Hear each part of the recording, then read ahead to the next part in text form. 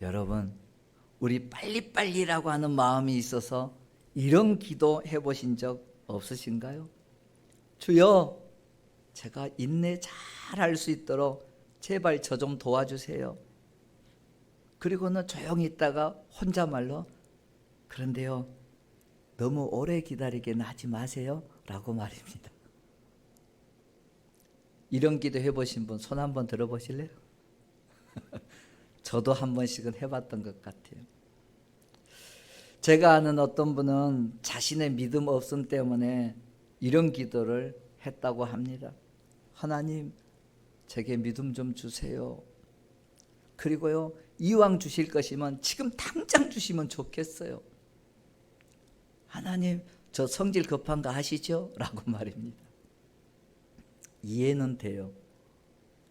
우리가 하나님께 기도하고 응답을 기다리는데 그 기다리는 것이 쉽지만은 절대 않거든요. 하나님 막 기도했는데 하나님 아무 대답 없잖아요. 그래서 이제 어떤 분은 이런 분도 계시더라고요. 하나님께 기도하고 나오면서 휴대폰을 꺼내가지고 혹시나 하나님이 나한테 문자라도 했나 하고 문자를 확인하신 분도 있다고 그래요. 또 카카오톡 대화방에 하나님이 내게 대화 초청하지 않았나 해서 하나님하고 검색해봤다고 하는 이야기도 하신 분이 계시더라고요. 근데 여러분, 휴대폰 문자보다도 카카오톡보다도 더 정확하신 분이 하나님이십니다. 아멘. 문제는 우리가 그 하나님의 시간을 기다릴 줄 아는가입니다. 그리고 믿고 있느냐이죠. 나의 하나님을, 그리고 하나님이 내게 하시는 그 응답을 묵상하며 기다릴 수 있는 그 믿음 내게 있느냐는 거예요. 생각해 보면 하나님께 정말 많이 기도했지만 아무 응답이 없는 것처럼 느껴졌던 적 우리 다 경험 한 번씩 있잖아요. 안 그렇습니까? 인정할 건 인정하고 가면 좋겠어. 정말 내가 하나님 앞에 기도했는데 도무지 하나님이 살아 계시는지 안 계시는지 분간이 안 갈 만큼 아무 대답이 없어요. 밤새도록 철야하며 부르짖었는데, 하나님 앞에 막 금식하며 기도했는데 하나님은 아무 대답도 없이 침묵만 하고 있는 것 같고, 오히려 돌아오는 것은 시간이 지나면서 내 삶의 상황들은 점점 나빠져 가는 것입니다. 그렇게 되면요, 자기 자신도 모르게 내 마음속에서 하나님을 향해서 원망과 같은 막 하소연이 쏟아져 나오는 거죠. 하나님, 정말 계시긴 계신 건 맞습니까? 하나님, 지금 듣고 있기는 하십니까? 왜 아무 말도 없으십니까? 라고 말입니다. 바로 오늘 지금 우리가 하는 이 질문이 오늘 함께 생각하고 묵상하려고 하는 이 하박국 선지자의 질문이기도 합니다. 절망의 시대에 절박한 질문이 우리에게는 필요하다는 것이죠. 이스라엘의 주변 두 강대국이었던 앗수르의 멸망을 오늘 성경 바로 앞에 있는 나훔서가 이야기를 하고 있다면, 오늘 우리가 읽은 이 본문인 하박국서는 하나님의 언약 백성이었던 유다를 무너뜨린 바벨론의 멸망에 대해서 이야기를 합니다. 그러면서 하박국 선지자는 현실적인 문제에 대한 그 답답한 마음을 하나님께 질문하고, 또 그 질문한 것에 대해서 하나님이 응답해 주시는 것으로 이 하박국서가 기록이 되어져 있어요. 우리 아는 것처럼 하박국 선지자의 이름은요, 껴안는 자, 매달리는 자, 이런 뜻을 가지고 있어요. 그래서였는지 그 이름처럼 하박국 선지자는 지금 하나님의 말씀을 꽉 껴안고 하나님께 매달리고 있는 거예요. 우리들도 오늘 우리가 꼭 껴안아야 할 분도, 꼭 붙잡고 매달려야 할 분도 오직 우리 하나님 한 분이신 줄 믿습니다. 아멘. 또한 우리가 이 하박국서를 보기 위해서는 하박국 선지자가 활동했던 그 시대를 좀 알면 좋겠어요. 당시에 이스라엘 밖의 국제 정세는 아수르의 수도였던 니느웨이가 바벨론에 의해서 멸망당하고 아수르가 무너지기 시작합니다. 그리고 당시 최고의 제국으로 급부상하는 바벨론의 제국에는 우리가 잘 아는 느부갓네살 왕이 지금 등장하여서 다스리고 있는 것입니다. 이게 국제 정세였어요.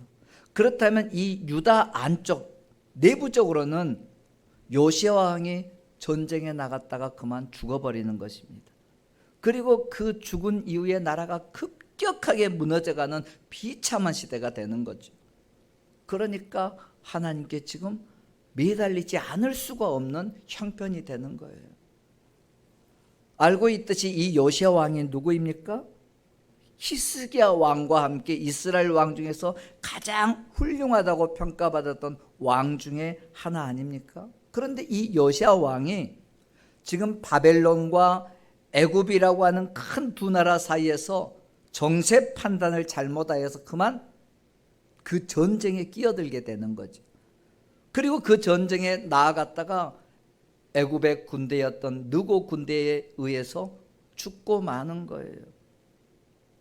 그렇게 이 요시야 왕이 죽고 난 다음에 이스라엘 유다의 마지막 부분인 4명의 왕이 번갈아 가면서 왕위에 올랐지만 그때는 이미 나라가 기울어버리고 왕국이라고 불릴 수 없을 만큼 비참한 지경이 되어져 버렸어요.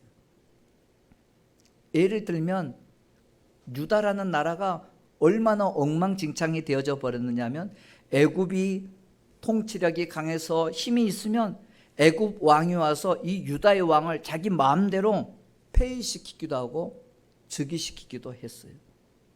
그래서 애굽 왕이 우리가 잘 아는 여호아하스 왕을 폐위시키고 여호야김을 즉위시키는 일을 하죠. 또 바벨론이 강해지면 똑같이 바벨론 왕도 유다의 왕을 마음대로 폐위시키고 즉위시킨 거예요. 바벨론 왕도 여호야긴을 폐위시키고 최악의 왕으로 평가받는 시드기야를 등장시키기도 하지 않습니까? 뿐만 아니에요. 왕만 즉위시키고 폐위시킨 게 아니고 왕의 이름도 자기들 취향대로 마음대로 바꿔버립니다.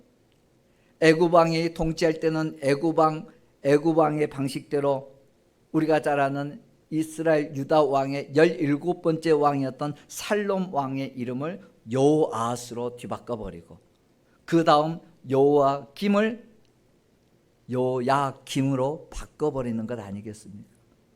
그러니까 애굽 왕이 통치하면 유대의 이름을 애굽식으로 바꿔버리는 거예요. 또 바벨론 왕이 통치하면 바벨론 왕도 똑같이 바벨론식으로 왕의 이름도 바꿔버리는 것입니다. 잘 아는 것처럼 여고냐를 여호야긴으로 또 마따디아를 시드기야로 뒤바꿔버리잖아요. 마치 과거 우리 조선이란 나라의 마지막 부분을 기억해 보세요. 일본 제국주의자들이 조선을 무력으로 강제 합병하고 궁궐에 난입해서 왕비도 죽이고 한낱 사신들이 왕 앞에서 왕을 협박하고 저와 같은 남자들은 군대로 징용으로 끌고 가고 여성들은 성노예 착취로 끌어가던 모습과 지금 흡사한 거예요. 한 나라가 멸망하는 과정을 보면 그런 모멸감과 그런 정말 창피함들이 왕, 백성, 나라 전체가 겪을 수밖에 없는 것입니다. 그래서 이 하박국이 지금 이렇게 유다 왕궁이 급격하게 망해가는 것을 보면서 하나님께 이런 상황에 대해서 묻지 않을 수가 없었던 것입니다. 그래서 하박국서 1장을 보면요, 단락별로 제목이 있어요. 성경을 한번 봐보세요. 1장을 보면 2절 앞에도 파란색 글씨로 단락별 제목이 붙어있죠. 하박국의 호소. 그 다음에 5절 위에도 파란 글씨로 여호와의 응답. 그리고 저 뒤에 12절에 보면 그 위에도 하박국이 다시 호소하다라고 기록돼요.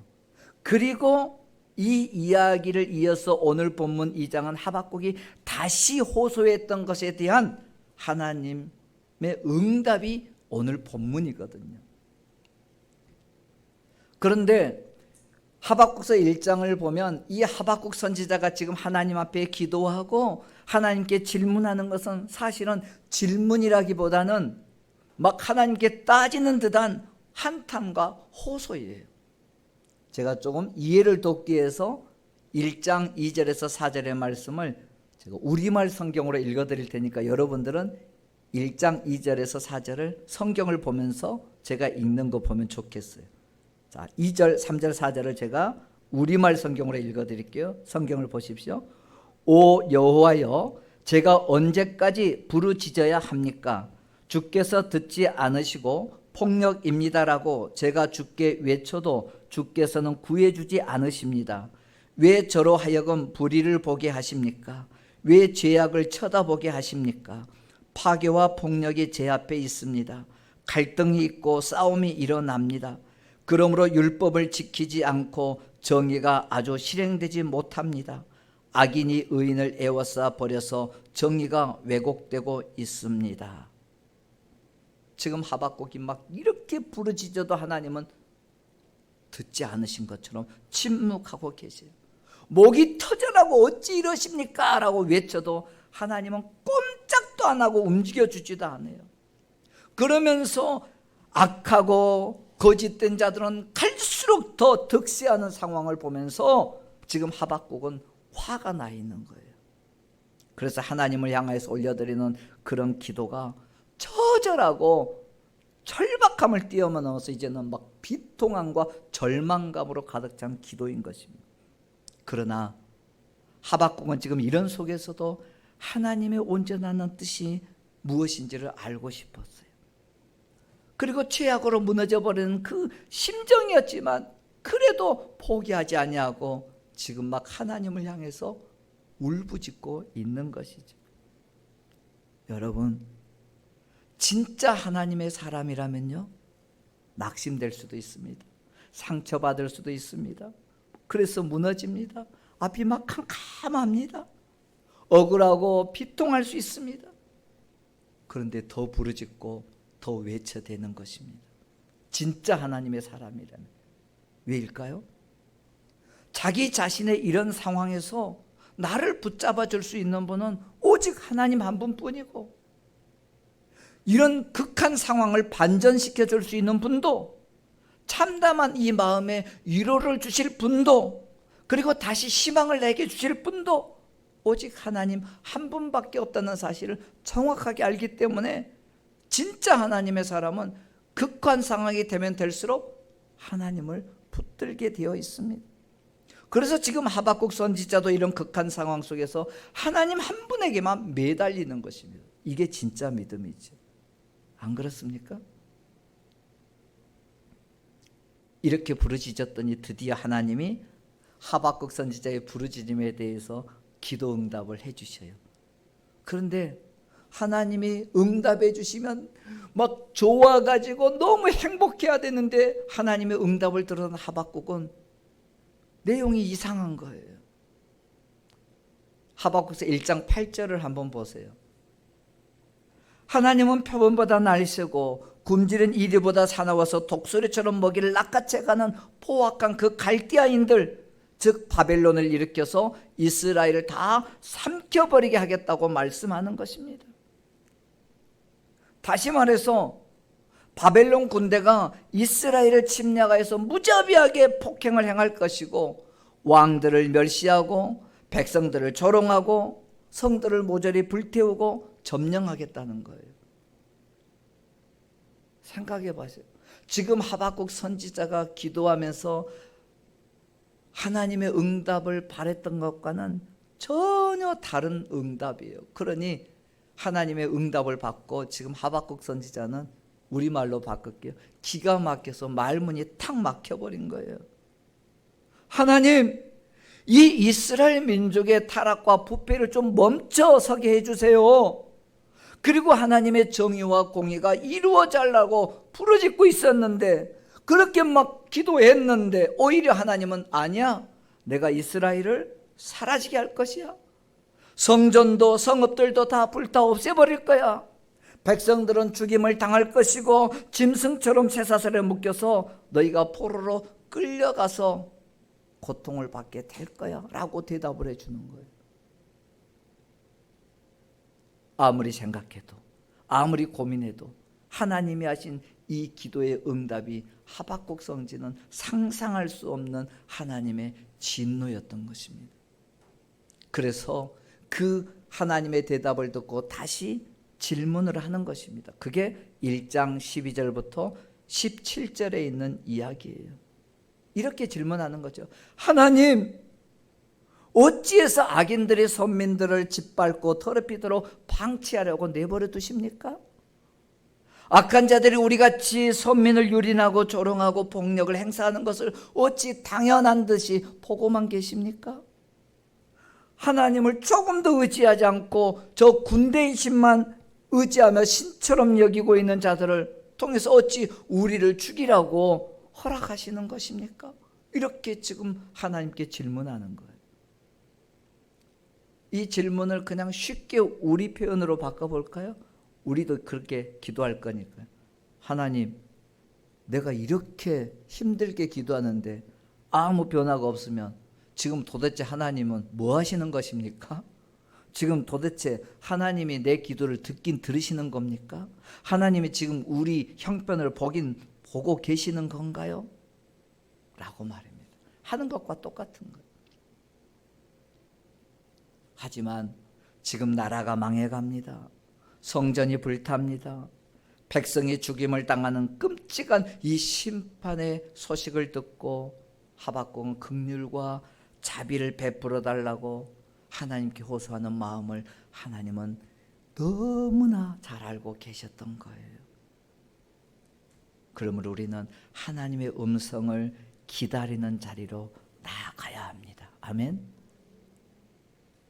하박국이 어떤 마음과 어떤 자세로 하나님의 응답을 기다렸는지를 볼 수 있는데 오늘 읽었던 본문 1절을 한번 보십시다. 같이 읽으실까요? 1절 시작. 내가 내 파수하는 곳에 서며 성루에 서리라. 그가 내게 무엇이라 말씀하실는지 기다리고 바라보며 나의 질문에 대하여 어떻게 대답하실는지 보리라 하였더니, 여기서 성루는 성벽 위에 세워진 망대입니다. 쉽게 말하면 가장 높은 곳이니까 가장 잘 보이는 곳, 그리고 가장 소리가 잘 들리는 자리가 그 자리였던 것입니다. 즉 지금 하박국 선지자는 하나님의 응답을 듣기 위해서 가장 높은 곳, 하나님의 소리가 가장 잘 들릴 거라고 생각하는 곳, 그리고 가장 하나님의 그 손길이 펼쳐지는 것이 잘 보일 것이라고 생각하는 곳에 서 있는 것입니다. 하나님을 더 가까이 하고자 하는 그 마음이죠. 하나님이 말씀하시면 한마디도 놓치지 않고 들어야 되겠다는 마음의 표현이 지금 성루에 올라가 있는 거예요. 제가 이 말씀을 읽으며 묵상하다가 제 머릿속에 떠오르는 그림들이 있었습니다. 그것은 조금 전 광고 시간에도 말했지만 지금 저희 교회에 나와 이른 아침부터 저녁 늦은 시간까지 밤새며 기도하고 있는 이들의 모습이었어요. 그들이 기도하는 모습을 보면 너무도 간절하고 너무도 그 절박한 마음으로 하나님이 한마디만이라도 말씀해 주기를 기다리는 그 마음으로 울면서 통곡하면서 몸부림치며 기도하는 모습들이 그려지는 거예요. 보고 싶거들랑 여러분들도 성전에 와보세요. 기도하는 분들의 모습을 두 눈으로 직접 볼 수 있을 것입니다. 여러분, 지금 하박국이 성루에 올라선 것처럼 우리도 하박국처럼 성루에 올라서야 합니다. 응답은 하나님이 주시지만 그 받을 수 있는 자리, 그리고 그 응답을 기다리는 것은 우리의 몫이거든요. 아멘. 그래서 하나님은 하박국에 이렇게 말씀해요. 그 응답의 첫 마디가 2절이죠. 2절도 같이 읽으실까요? 시작. 너는 이 묵시를 정정합니다. 3절입니다. 3절 같이 읽겠습니다. 시작. 이 묵시는 정한 때가 있나니 그 종말이 속히 이르겠고 결코 거짓되지 아니하리라. 비록 더딜지라도 기다리라. 지체되지 않고 반드시 응하리라. 그리고 2절에서는 이렇게 더 첨가해 주었잖아요. 너는 이 묵시를 기록하여 판에 명백히 새기되 달려가면서도 읽을 수 있게 해라. 하나님이 이렇게 말해요. 좀 내가 금방 너를 구원해 줄게. 걱정 마. 너 그렇게 하는 모습만 봐도 내가 감동이 된다. 그리고 네 기도의 응답대로 이스라엘을 건져줄게. 이런 말 해주면 좋겠는데 전혀 생뚱맞게 하나님께서는 말씀을 기록하라고 명령하네요. 우리는 이 말이 무엇인가를 곰곰이 생각해 보니까 이거예요. 하나님의 말씀을 잊지 않고 기억해야 하기 때문에 그 말씀을 기록하라는 거였습니다. 하나님의 말씀은요, 머물러 있는 것이 아니에요. 하나님의 말씀은 흘러보내져야 할 진리입니다. 절대 머물러 있어서는 안 됩니다. 하나님의 말씀은 살아있는 생명줄이기 때문에 머릿속에다만 담아놓고 있으면 시간이 지나면 희미해지고요, 내 마음속에 품고 있으면 새까맣게 잊어버리지만 기록되어진 말씀, 새겨진 말씀은 시대를 건너뛰어 가면서 사람들을 살려내는 하나님의 말씀이 되거든요. 1999년 어느 추운 겨울 아침입니다. 저 북한의 함경북도 청진에 사는 한 청년이 집 근처 철조망에 걸려있는 종이 쪽지 하나를 발견합니다. 그 쪽지에는 또박또박 한글로 성경 구절 하나가 적혀 있었어요. 잘 아는 말씀이죠. 하나님이 세상을 이처럼 사랑하사 독생자를 주셨으니 이는 그를 믿는 자마다 멸망치 않고 영생을 얻게 하려 하심이라. 그런데 그때 당시에 그 청년은 그 종이에 적힌 말씀이 무엇인지를 전혀 알지 못했어요. 한 번도 들어본 적도 없고 한 번도 경험해 본 적이 없었으니까요. 그래서 아무 생각 없이 그 쪽지 그냥 가방 책갈피에 넣어두었던 것입니다. 그리고 그것이 자기 책갈피에 끼워져 있는 것조차도 알지 못한 채 몇 달이 지났는데 어느 날 보안원에게 발각되어서 말도 되지 않는 쪽지 때문에 종교주의 반동 문서를 지참했다는 이유로 생각도 못한 강제 노역형에 끌려가는 것입니다. 그런데 강제 노역형에 끌려가 동굴 같은 석탄 광산에서 일을 하는데 갑자기 자꾸만 그 종이 쪽지에 적혀있던 말씀이 느닷없이 떠오르기 시작하는 것입니다. 그리고 자신도 모르게 너무 힘든 그 노역을 하는 동안에 자기도 모르게 그 말씀을 흥얼흥얼 거리는 거죠. 그렇게 하다 보니 어느새 애워졌고 그 마음에 묵상되기 시작합니다. 그러면서 하나님께 물어보기도 합니다. 나는 당신이 누군지 모르지만 그 말씀대로라면 세상에 어떤 신이 이렇게 위험을 무릅쓰고 사랑을 전하라고 한단 말입니까? 라고 질문도 던져지기 시작합니다. 그렇게 5년이라는 세월 동안 강제 노역을 마친 청년은 기적적으로 탈북하여서 중국에 머물죠. 그 중국에 머무는 동안 한국 선교사님을 통해서 성경을 처음 접하게 됩니다. 그리고 성경을 읽다가 그 쪽지에 적혀 있었던 말씀을 보지요. 그 청년은 그 차가운 아침에 철조망에 걸린 그 종이 쪽지 그 한마디가 바로 자기 영혼의 탈출구였다는 것을 깨닫게 되죠. 그 청년은 지금 우리 한국에 들어와서 공부하고 목사가 되기 위해서 경기도의 한 교회에서 전도사님으로 현재 사역하고 있습니다. 실명은 제가 말씀드릴 수가 없으니까요. 그 전도사님은 이렇게 고백합니다. 담장 넘어 흩날리던 종이 한 장이 제 인생을 구했습니다. 누군지 모르지만 그 말씀 하나를 기록하여 흘려보내주었던 덕분이라고 말입니다. 여러분, 이렇게 기록된 이 말씀 하나는요, 나는 알지 못하지만 누군가의 가슴에 불을 붙이는 일을 하는 것입니다. 하나님께서 지금 하박국에게 판의 색이라고 하신 이유가 여기에 있었던 거예요.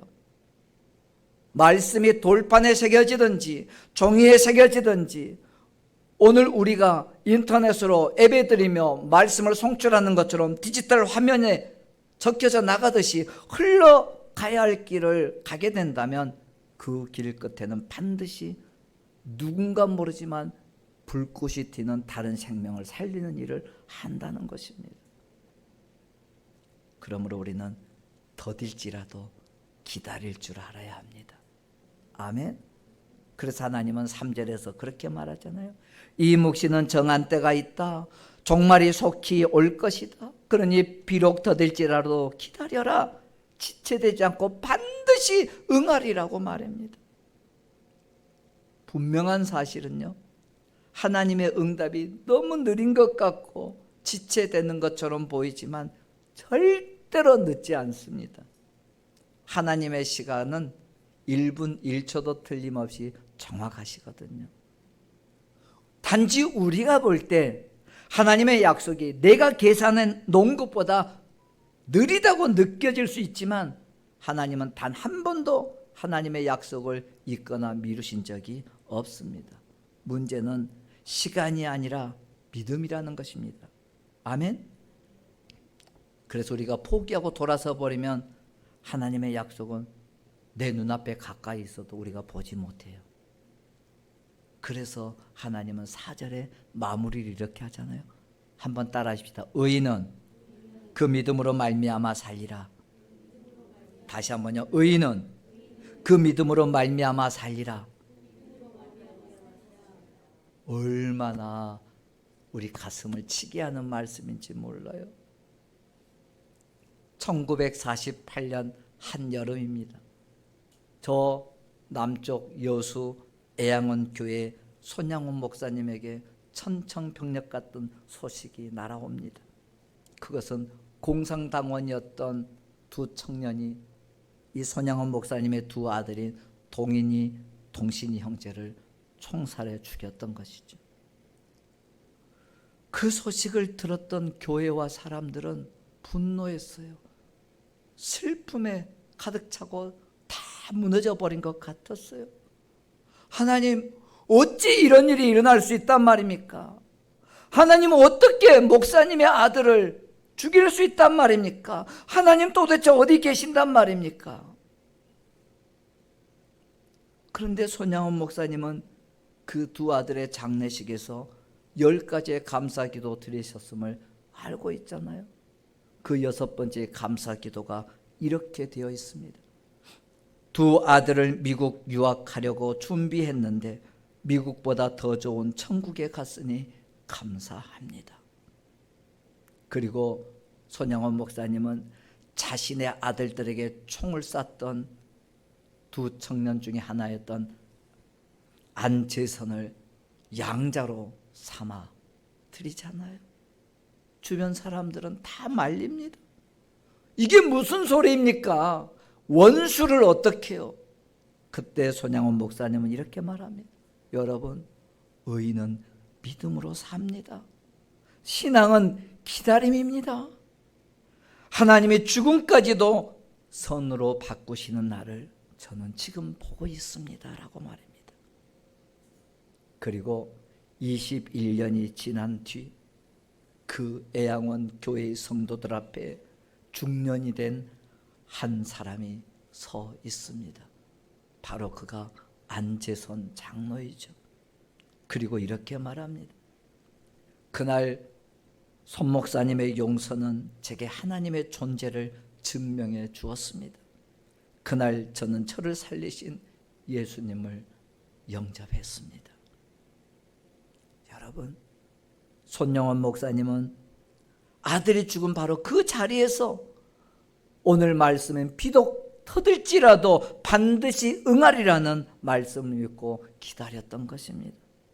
그리고 하나님은 20여 년의 시간이 걸친 다음 그 기다림을 응답해 주신 것 아니겠어요? 우리가 보면 악한 사람들이 승리하는 듯 보이던 그 비극의 현장을 하나님은 구원의 무대로 바꿔놓으신 거였습니다. 오늘 우리에게 하나님이 주신 약속들이 있습니다. 주님께서 우리에게 던져주신 그 말씀의 메시지들이 있습니다. 내가 너를 사랑한다라고 하는 그 주님의 음성이 있습니다. 내가 너를 불렀다라고 하신 주님의 약속이 있습니다. 네가 물 가운데로 지나갈지라도, 내가 불 가운데로 지나갈지라도 너를 그 물이 침몰지 못하고 그 불이 너를 사르지 않게 하겠다고 하신 주님의 말씀이 있습니다. 우리는 그 약속이 오늘 우리에게 이루어질 줄 믿습니다. 주님은 그 말 끝에 더 깊은 약속도 해주죠. 네가 동서남북 어느 곳을 가든지 너를 보배롭고 존귀하게 하겠다. 우리도 어쩌면 지금 하박국이 있는 시대처럼 전쟁이 있고 경제적인 위기가 있고 사회의 혼란이 있고 가정 속의 아픔도 있고 교회의 갈등 등으로 인해서 힘들어하고 어려운 시대를 살고 있을지 모르겠어요. 그래서 지금 기도하고 기다려도, 그런데 하나님은 아무 대답도 없이 바뀌지 않는 이 현실 앞에서 포기해버리고 싶을 때가 있을지 모르겠어요. 그런데 오늘 성경은 우리에게 말하잖아요. 내 아들아, 내 딸아, 내 백성들아, 성루에 서 있어라. 내가 말할 때까지 너 기다려라. 그리고 말씀을 기록하고 새기고 전해라. 비록 더딜지라도 반드시 응할 것이다. 의인은 믿음으로 살기 때문이라고 말입니다. 기다림은 고통스러울 수 있습니다. 그러나 그 속에는 반드시 하나님의 뜻과 은혜가 준비되어 있음을 믿으십시다. 기다리지 않는 자를 하나님은 외면하세요. 하나님은 믿음으로 기다리는 자는 반드시 살려내십니다. 하박국 선지자처럼 그 청년에게 담장 넘어 종이를 흘려보는 어떤 무명의 사람처럼 자신의 아들을 죽인 자를 비극적인 현장을 구원의 무대로 바꿔놓으신 손양훈 목사님처럼 그 말씀을 기록하고 흘려보냈던 그 사람, 그리고 더될지라도 끝까지 그 말씀을 기다리고 붙잡은 사람만이 하나님의 나라를 만들어가는 주인공이 되는 것입니다. 사랑하는 우리 교회 여러분들, 오늘 들은 이 말씀이 우리의 삶에 위로와 능력이 되고 응답을 기다리는 우리 모든 성도들에게 하박국처럼 높은 성류에 서 있기를 주님의 이름으로 축원합니다. 기도하겠습니다.